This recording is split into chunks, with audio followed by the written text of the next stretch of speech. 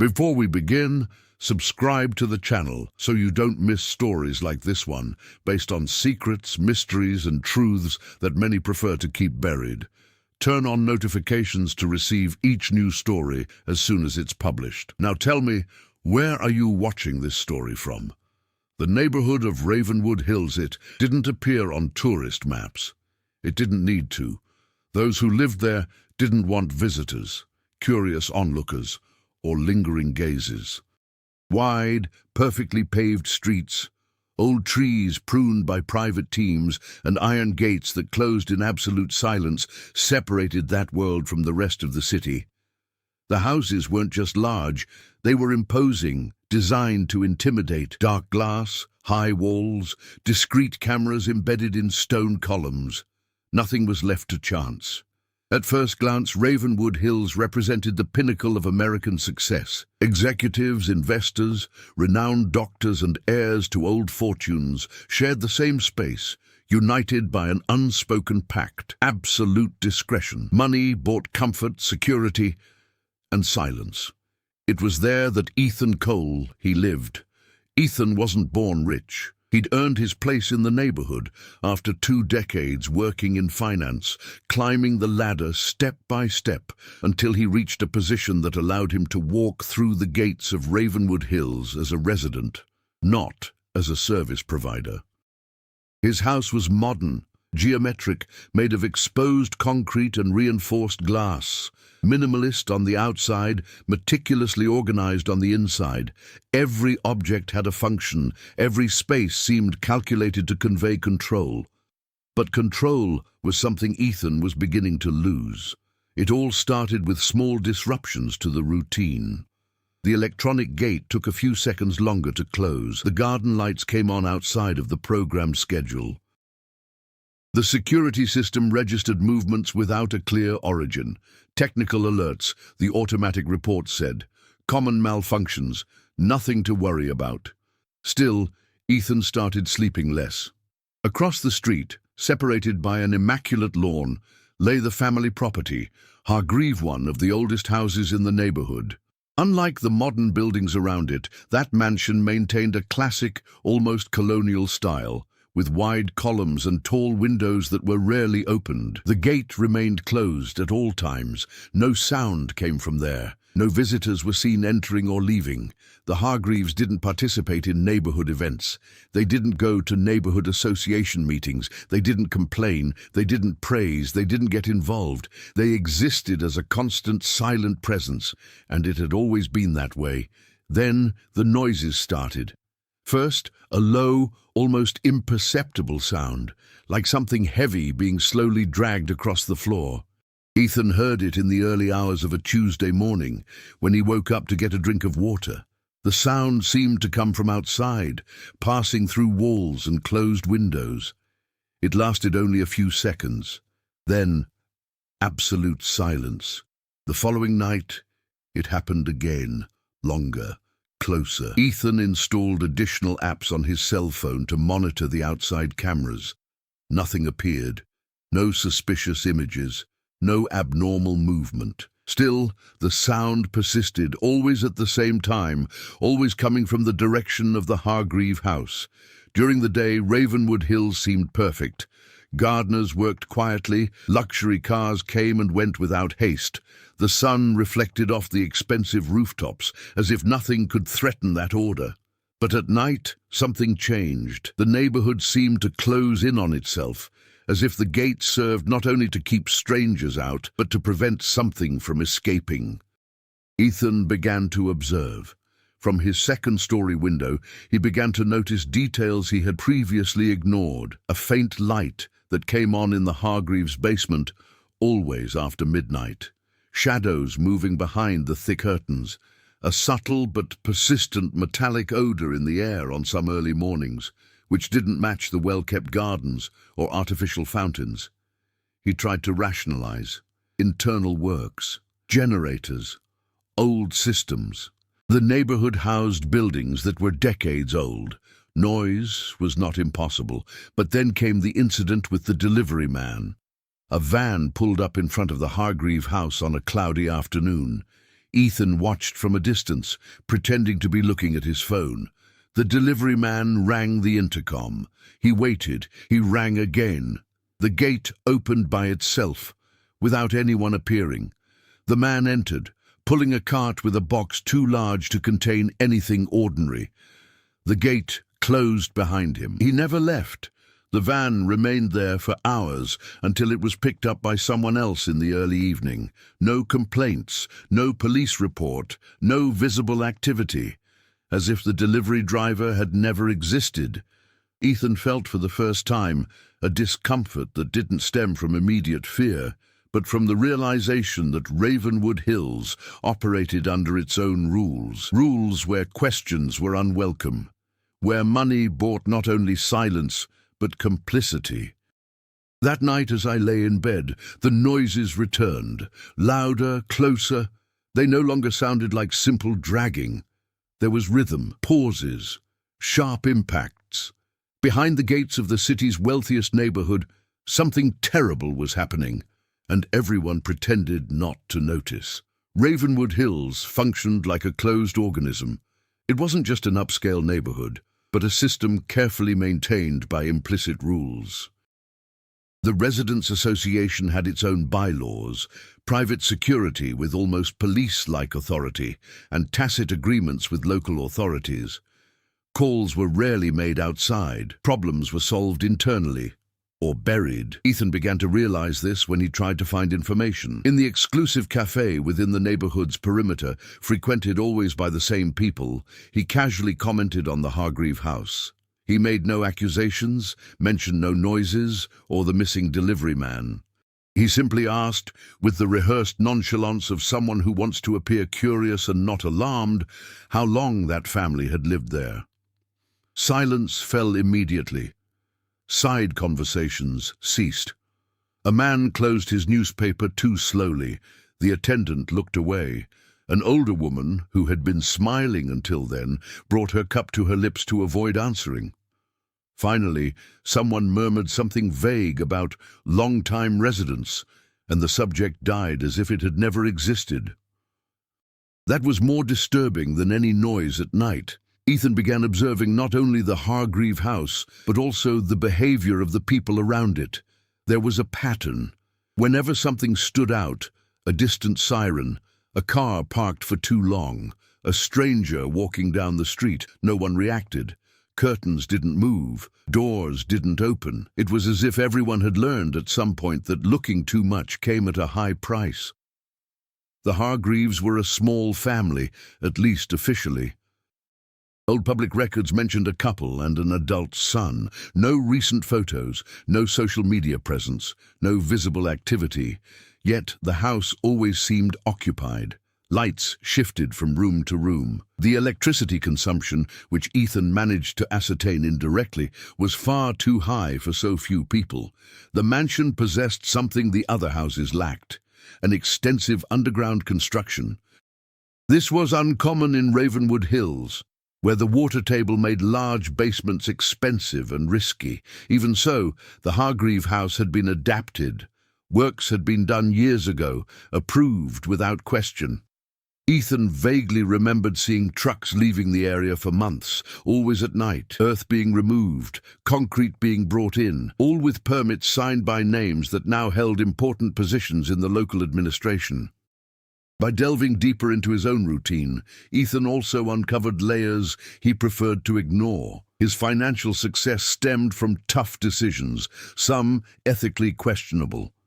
He had turned a blind eye to practices that benefited powerful investors. He had signed contracts that ruined lives he never knew.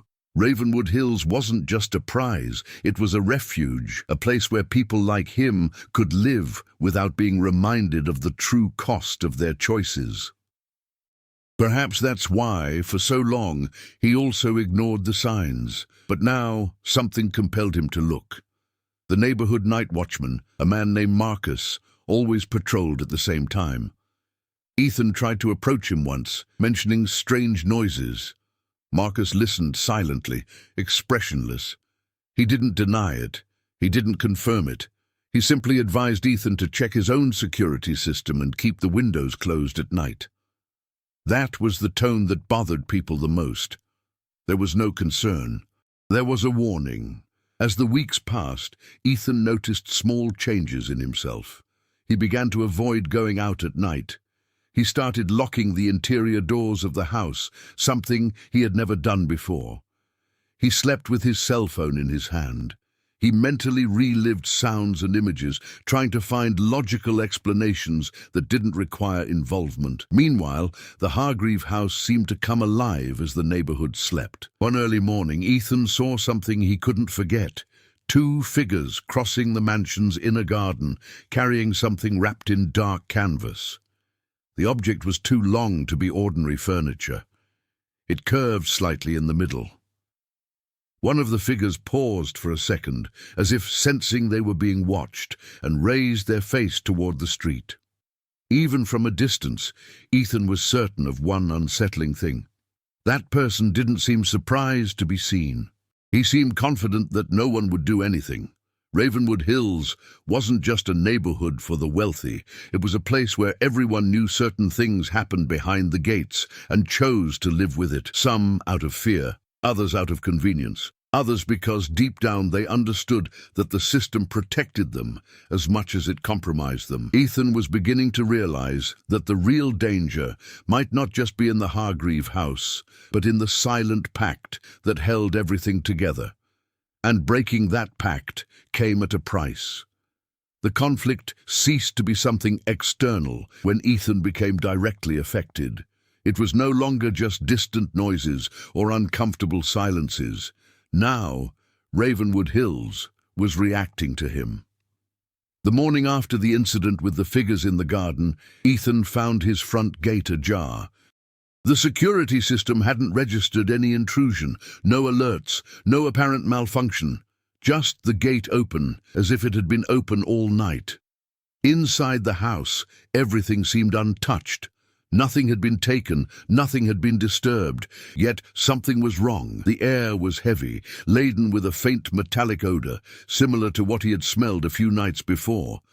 A smell that didn't belong to his routine or the controlled environment he maintained. Ethan spent the day trying to work, but his attention always returned to the same point. Someone had entered his property without leaving a trace, and they had made sure he noticed. That afternoon, a notification from the Residents' Association appeared in his email, a generic statement about proper conduct, neighborly privacy, and the importance of avoiding inappropriate remarks that could cause collective discomfort.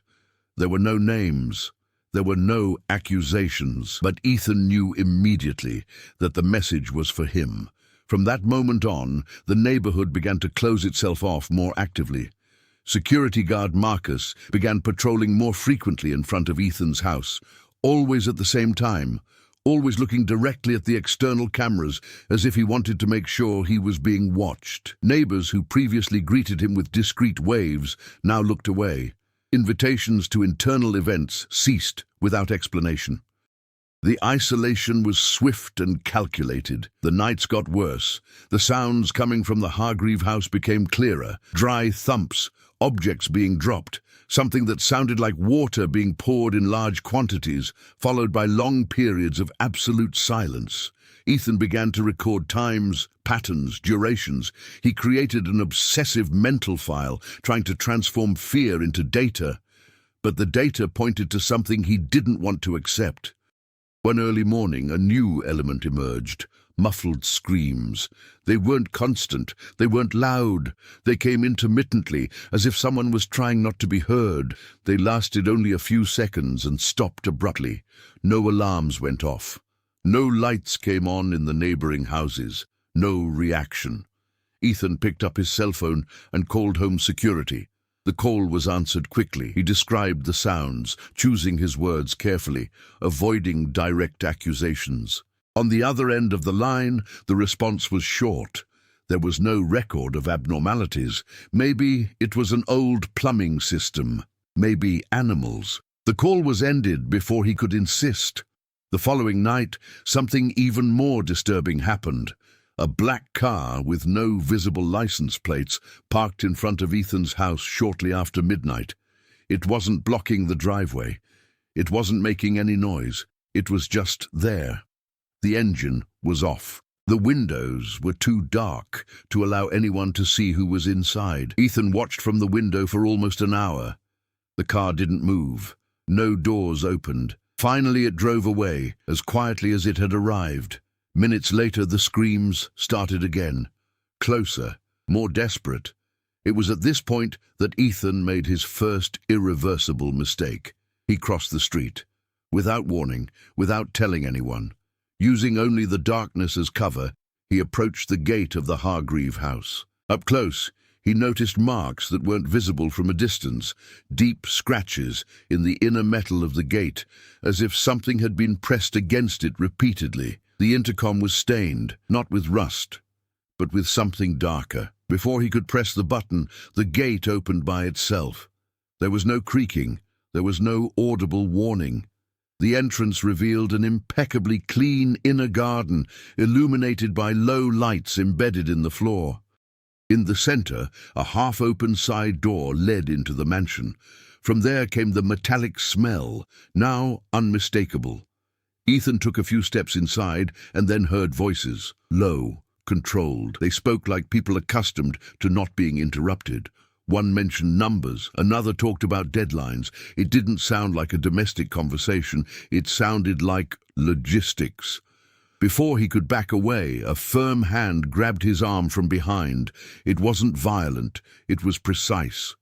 A male voice, too calm for the situation, whispered close to his ear that he was in a place where he shouldn't be.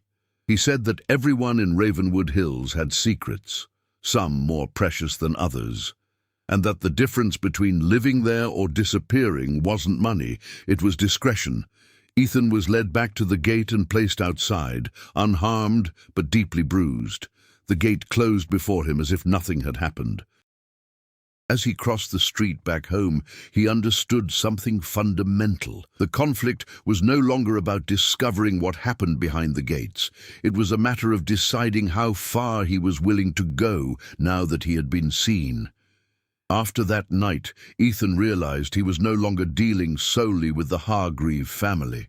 There was something bigger, more structured, operating within Ravenwood Hills. The house was merely a visible cog in a machine that involved other people, other residences, other interests. The first subplot emerged in an almost banal way. A neighbor from the next block, Daniel Mercer Daniel, a lawyer specializing in corporate law, suffered a domestic accident. The information quickly circulated through the neighborhood's internal channels.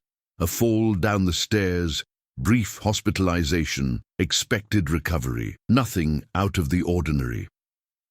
Still, Ethan remembered seeing Daniel arguing with security guards a few weeks earlier, something about documents and agreements that weren't being respected. Days later, Daniel's house was put up for sale. No public explanation, no farewell. He simply ceased to exist in the daily life of the neighborhood. This was no coincidence. Ethan began mapping these silent disappearances. People who asked too many questions, residents who tried to sell their homes quickly, employees who quit without notice. All the stories had clean, acceptable official versions, but together they formed a disturbing pattern. At the same time, another pressure was building within Ethan's own home. He began receiving envelopes with no return address. Inside, only printed sheets with old financial data, transactions he believed were buried. Agreements made years ago with grey clauses, benefiting funds that never appeared in public reports. Nothing explicitly illegal, but enough to ruin his reputation if it came to light. The message was clear. They knew who he was. These messages were not accompanied by direct threats. They didn't need to be. The subtext was enough. Just as he had turned a blind eye to certain practices in the past, now they expected him to do the same. Meanwhile, Ethan began to notice something even more disturbing. Some residents seemed excessively calm, not just indifferent, but complicit. People who spoke openly, in controlled environments, about the balance of the neighborhood, about how Ravenwood Hills remained safe thanks to agreements that should never be discussed outside of it. In one of these conversations, he heard vague mentions of private investments, exclusive clinics, and discreet solutions for complex problems, always in a neutral tone, always without details. The most unsettling subplot, however, came from outside. A local journalist began to frequent the area. She wasn't authorized to enter, but she frequently appeared near the main gates, observing, taking notes, and asking questions of the outsourced employees. Her name was Lena Brooks. Ethan recognized her from older news reports about real estate corruption and illegal deals between private companies and municipal governments. She was investigating something related to the region. The problem was that within Ravenwood Hills, investigations were not tolerated. One night, Ethan saw Lena arguing with security guards. Hours later, an ambulance sped out of the neighborhood. The next day, a brief note in the newspapers mentioned that the journalist had suffered a nervous breakdown and had been hospitalized for psychological evaluation. No further updates, no interviews, no independent confirmation. The subplots intertwined in a suffocating way. Disappearances, silent blackmail, control of the external narrative, and at the center of it all, the Hargreave house remained active, functioning as a hidden heart that pumped consequences throughout the neighborhood. Time pressure began to mount when Ethan received a final notification from the Residents Association, a mandatory, closed-door meeting scheduled for 3 days later. The topic: adjustments to coexistence and security. Ethan understood the true meaning of the summons. It wasn't a meeting, it was an ultimatum. He would have to decide whether to accept being part of Ravenwood Hills' silent pact, or whether to become just another problem to be dealt with discreetly. Time was running out. The meeting took place in the basement room of the Ravenwood Hills Private Club, a space that few residents knew about and even fewer frequented. There were no windows. The polished concrete walls muffled any outside sound. The lighting was too white to be comfortable, eliminating shadows and with them any sense of privacy. Ethan arrived a few minutes before the scheduled time.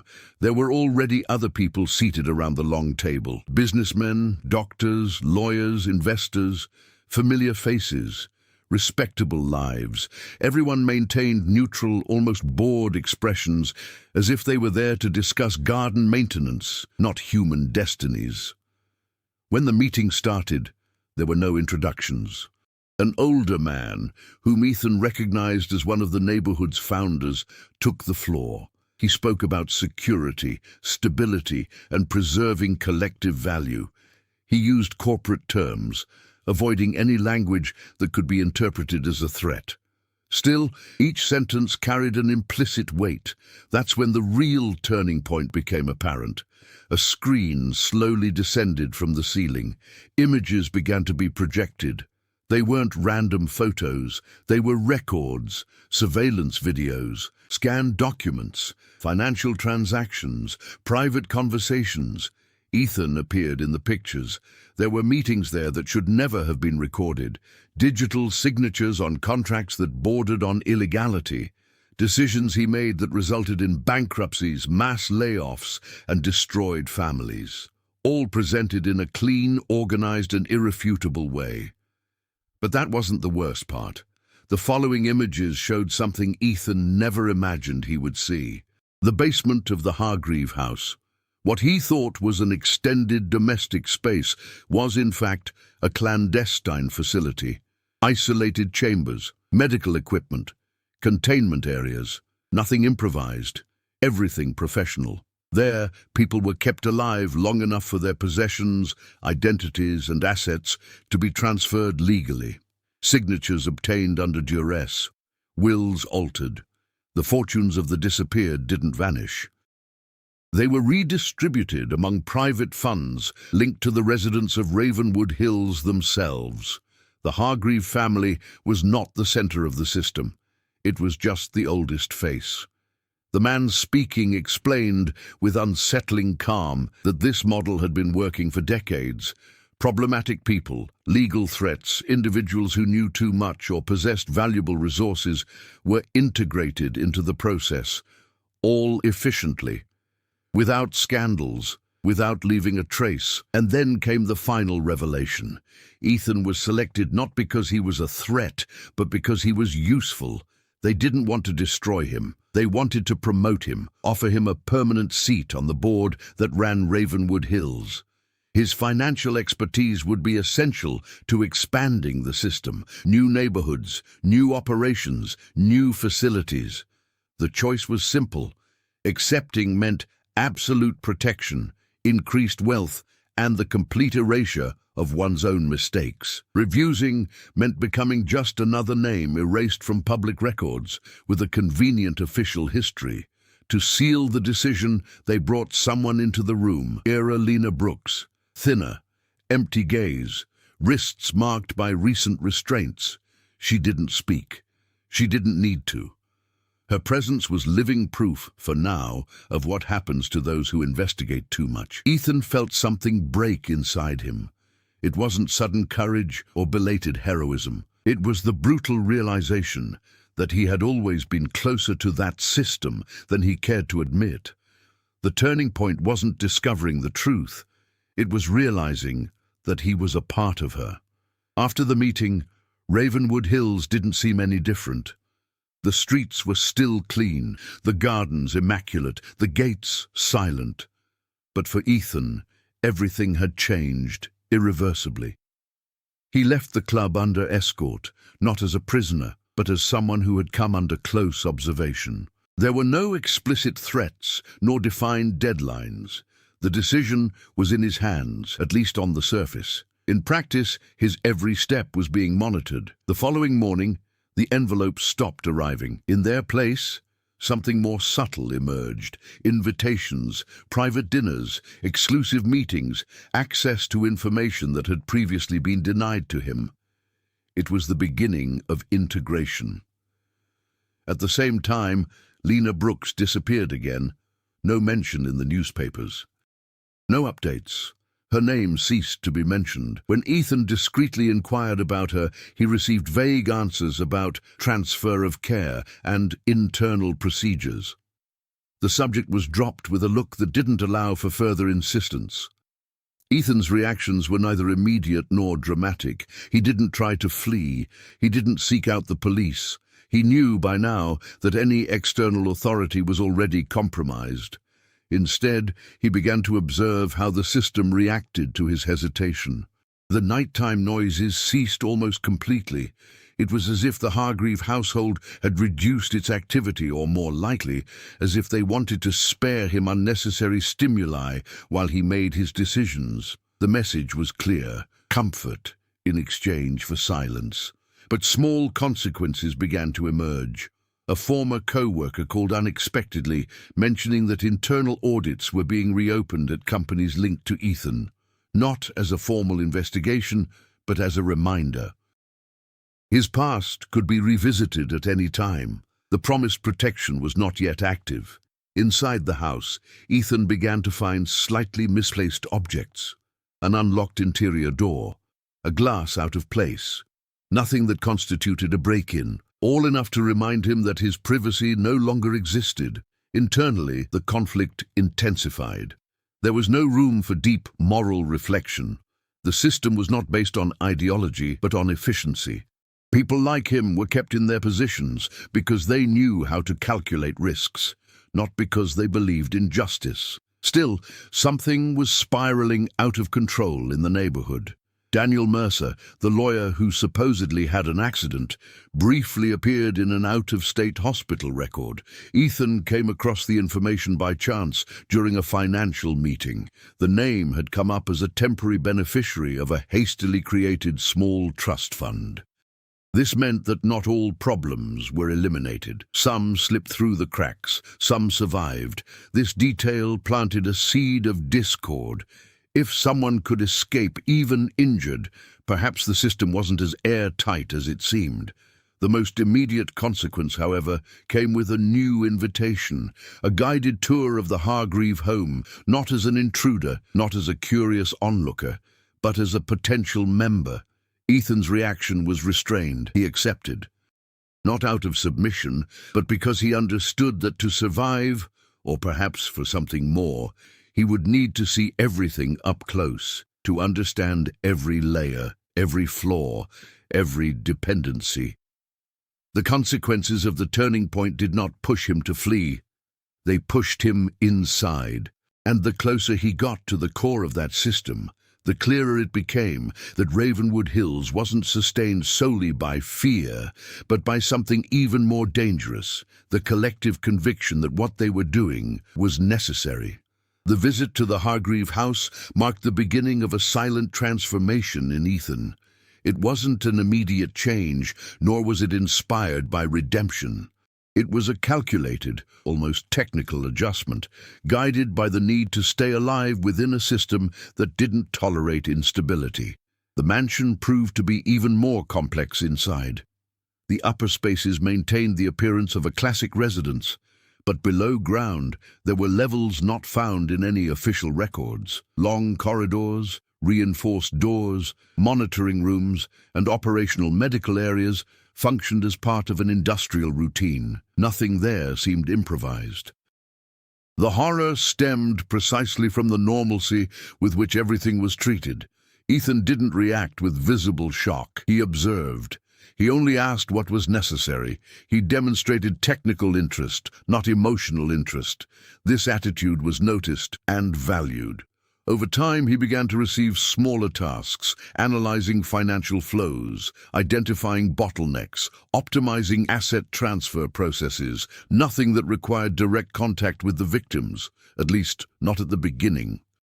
Each completed task was proof of reliability, each successful decision, one more step within the circle. Ethan's rise wasn't moral, it was strategic. He came to understand how Ravenwood Hills remained invisible. The system depended on multiple layers: front companies, private clinics, specialized lawyers, employees who knew just enough to perform their duties. No single piece had a complete view of the whole.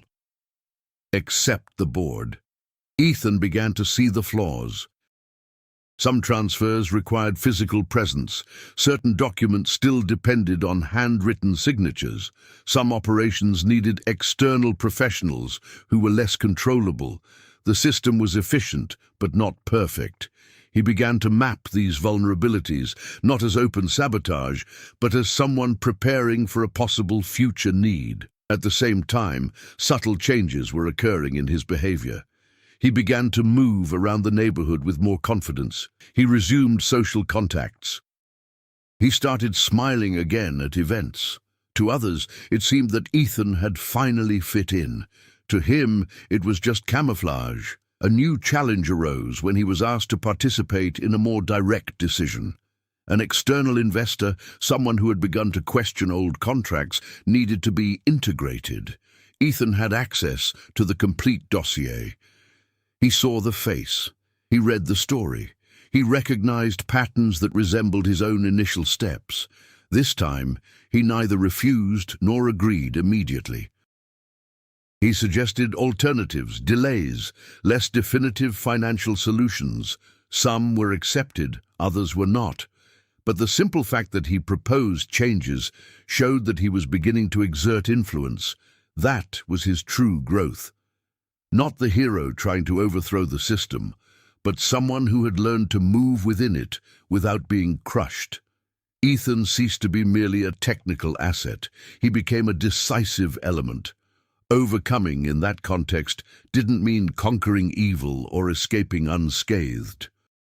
It meant maintaining enough control to choose when to act and when to wait, to avoid becoming disposable, to avoid disappearing like so many others.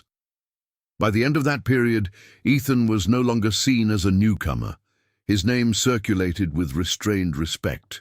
His presence at meetings was no longer questioned. He had grown up within the system that had once terrified him.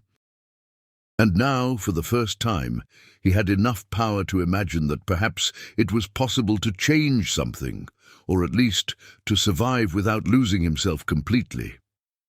But all growth comes at a price, and his was about to be demanded. The system didn't announce when something big was about to happen.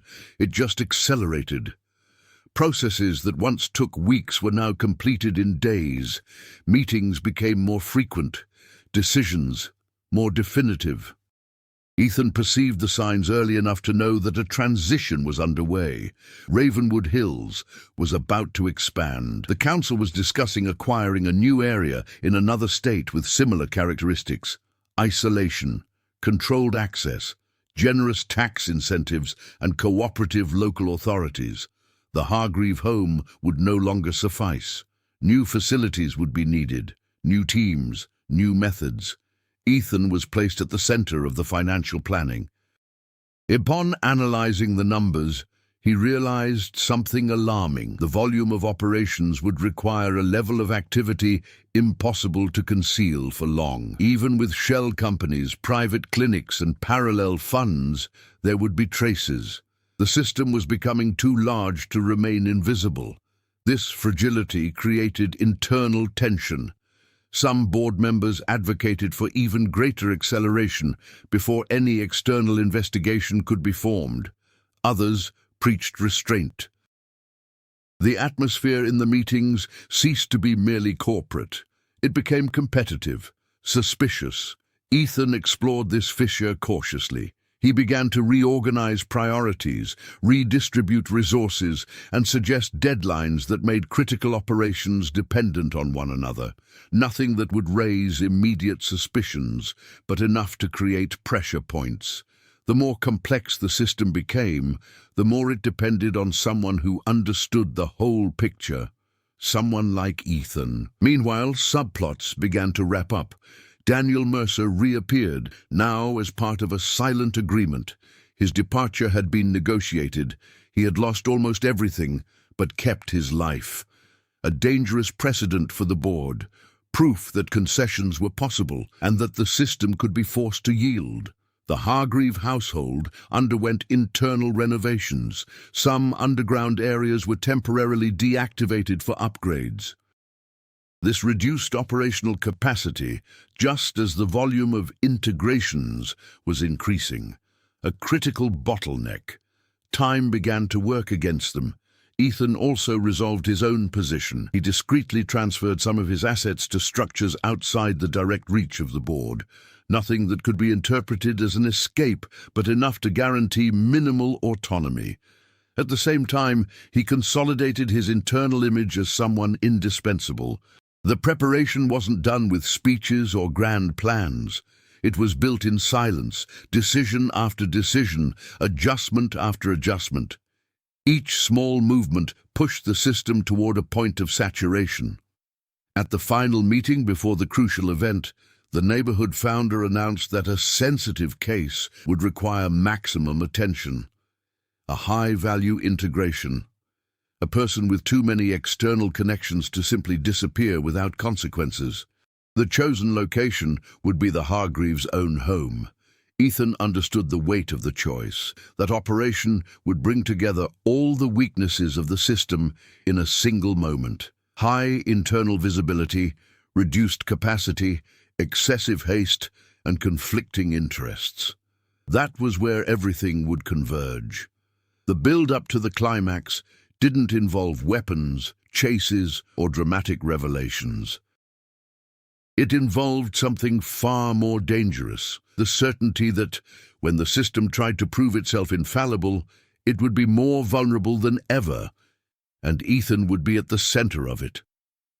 The integration night began quietly. No extra cars on the streets, no unusual movement at the main gates. To any outside observer, Ravenwood Hills looked exactly as always, a quiet enclave of wealth and stability, but beneath the surface, everything was on edge. Ethan arrived at the Hargreave house shortly before midnight. Unlike other times, there was no visible escort. There were no formalities, just the open side door and the illuminated path to the underground access. The system trusted him now, trusted him too much. The target that night was no ordinary investor. It was an executive with political connections, stakes in public funds, and direct contacts with regulatory bodies. Someone whose absence would raise inevitable questions. Therefore, the operation needed to be quick, clean, and definitive. The problem was that nothing there was really under control. Internal reforms had limited the use of two main chambers. The volume of documents required manual processing at critical stages. External professionals had been called in urgently. Each of these factors created points of failure, exactly the ones Ethan had been observing for months. In the command center, monitors displayed biometric data, real-time financial flows, and security logs. The atmosphere was tense but functional. People performed tasks without exchanging glances. There was no room for doubt. Ethan took his position before the finance panel. His role was to validate the final step, the redistribution of assets after obtaining the necessary signatures. Once done, there would be no turning back. It was at that moment that he made the choice. It wasn't a dramatic gesture. There was no announcement, just a minor adjustment to a sequence of commands, an almost invisible redirection, disguised as a redundancy correction. The assets didn't disappear. They were frozen in temporary structures beyond the immediate reach of the board. At the same time, another consequence came into play. A silent alert appeared on one of the secondary monitors, an attempt at external access to internal records, something that should never happen. The reaction was immediate. Orders were given. Containment protocols were activated, but it was too late. Ethan knew that the system depended on the illusion of absolute control. One single flaw was all it would take for everything to start crumbling. And that flaw was now exposed. At the lower level, the executive realized something was wrong even before a word was spoken. The medical team hesitated, 1 second more than acceptable. Too small a detail for those who didn't know the exact rhythm of the operation. That was enough. Screams echoed through the underground corridors, louder than ever. Internal alarms blared. Doors that should have closed automatically failed. Containment turned to chaos. In the command center, council members began to argue. Accusations arose. Each tried to protect their own position. The unity that supported Ravenwood Hills began to fragment in real time. And then came the final twist. External authorities arrived at the main gates. Not ordinary police officers, federal agents, specific warrants, precise names. Information too detailed to be a coincidence. Someone had spoken, or something had leaked. Ethan watched everything in silence. His transformation was complete in that instant. He was no longer the man terrified by nighttime noises, nor the obedient technician struggling to survive. He had become the element the system never anticipated, someone willing to destabilize everything at the exact moment when no one could stop the collapse. As sirens blared through the artificial silence of Ravenwood Hills, Ethan took a step back, away from the monitors. He didn't try to run. You didn't try to hide. He knew that from that point on, nothing would ever be the same again. The climax wasn't the immediate collapse of the system. That was the moment when everyone realized he was never as solid as he seemed. The fall of Ravenwood Hills didn't happen all at once. There were no immediate headlines revealing everything, no mass arrests broadcast live. The system was too old, too deep, to disappear in a single night. But that night marked the beginning of the end. The gates remained closed for days. Official cars entered and exited without clear identification. Residents were called individually to give statements. Some returned to their homes in absolute silence. Others never returned. The immaculate streets began to show signs of neglect. Gardens ceased to be cared for. Lights remained off in houses that once overflowed with discreet activity. The Hargreave house was sealed off. Neutral signs indicated an ongoing investigation. Nothing revealed what had actually been found there, but simply isolating the area was enough to generate internal panic. The heart of the system had been exposed, even if only partially, and that was enough to destabilize everything else. Ethan was interrogated several times, not as the main suspect, but as a strategic collaborator. His involvement was evident, his usefulness too. He handed over information in a calculated way, offering just enough to sustain the investigations without portraying himself as a martyr or an absolute villain. He knew well the value of ambiguity. Some board members secured deals. Others were used as examples. Most tried to deny any in-depth knowledge, claiming outsourcing, ignorance, or excessive reliance on intermediaries. For some it worked. For others it didn't. Journalist Lena Brooks reappeared in official records weeks later, mentioned as a key victim in a broad federal investigation. She gave no interviews. She sought no recognition. Her physical and psychological state was never detailed. Her survival in itself became an unsettling testimony. Ravenwood Hills is no longer what it used to be. Some houses were sold hastily, others remained empty. The neighborhood lost its status as an untouchable enclave and came under close scrutiny from authorities and the media. The silent pact was broken, replaced by a different kind of silence, heavy, unstable, full of uncertainty. As for Ethan, the consequences were long-lasting. He retained some of his freedom, but lost the internal anonymity that had protected him so much. His name began to circulate in circles where he had previously been just another successful executive. Some saw him as a traitor, others as an opportunist. Few considered him a hero, and that seemed appropriate to him. The conclusion offered neither full redemption nor exemplary punishment. It offered something more realistic, a slightly less organized world where structures that were once invisible now bore evident cracks. Ravenwood Hills was not destroyed. She was exposed. And sometimes that's enough to make sure nothing ever works the way it did before. Months later, Ravenwood Hills still existed, but it no longer inspired admiration. The gates remained, but now served more to contain the past than to protect the present. Occasional visitors observed the empty houses with curiosity, without imagining all that had been silenced in that place. Ethan moved discreetly. There were no goodbyes or announcements. Just one house put up for sale, and another taken over in a city where no one asked questions. He maintained a common, almost invisible routine, carrying with him a knowledge that could not be erased. In a digital archive stored outside any network, copies of data remained that never reached the public. Not as a threat, but as a guarantee, a reminder that certain systems only work as long as everyone believes in them. Sometimes at night, Ethan would still wake up with the sensation of hearing distant noises. They didn't come from outside, they came from his memory.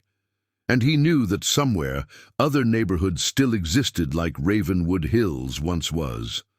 The difference was that now he recognized the signs. Now that you've reached the end of this story, it's worth reflecting on what truly sustains places like Ravenwood Hills. Systems don't survive solely through power or money, but through collective silence, through the daily choice to ignore obvious signs when they threaten comfort and security. If this narrative provoked discomfort, curiosity, or questions, that's part of the experience. Stories like this exist not only to entertain, but to reveal how small, seemingly harmless decisions can fuel much larger and more dangerous structures. Share your interpretation. Do you believe Ethan made the right choice? At some point, would you have acted differently, or would you have preferred never to look behind the gates? Reflect on this, discuss it, question it, and take this story forward. Sometimes, the first step to breaking down a system is simply not pretending it doesn't exist.